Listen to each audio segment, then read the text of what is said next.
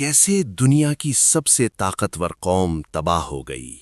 یہ تھی دنیا کی سب سے طاقتور قوم، قوم عاد۔ لیکن ان کا غرور اتنا بڑھ گیا کہ وہ اللہ کو بھول گئے۔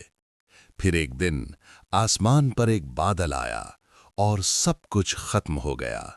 قوم عاد اپنے دور کی سب سے طاقتور قوم تھی۔ ان کے جسم مضبوط تھے، وہ اونچی اونچی عمارتیں بناتے تھے اور اپنی قوت پر بہت فخر کرتے تھے۔ لیکن ان کی سب سے بڑی کمزوری یہ تھی کہ وہ اللہ کو بھول چکے تھے اور بتوں کی پوجا کرتے تھے۔ اللہ نے ان کی ہدایت کے لیے حضرت ہود علیہ السلام کو بھیجا۔ حضرت ہود علیہ السلام نے اپنی قوم سے کہا، اے میری قوم، صرف اللہ کی عبادت کرو، اس کے سوا تمہارا کوئی معبود نہیں۔ قوم کے سرداروں نے کہا، اے ہود، تم ہمارے نزدیک بے وقوف ہو، ہم تمہاری بات نہیں مانتے۔ لیکن حضرت ہود علیہ السلام نے صبر سے جواب دیا کہ میں تمہارا خیر خواہ ہوں۔ ان کی نافرمانی کی وجہ سے اللہ نے ان پر قحط بھیج دیا۔ زمین سوکھ گئی، فصلیں ختم ہو گئیں۔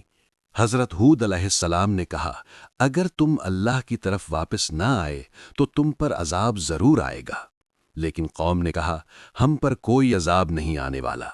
جب انہوں نے دور سے بادل دیکھا تو وہ خوش ہو گئے کہ اب بارش ہوگی، لیکن یہ بادل رحمت نہیں، عذاب لے کر آ رہا تھا۔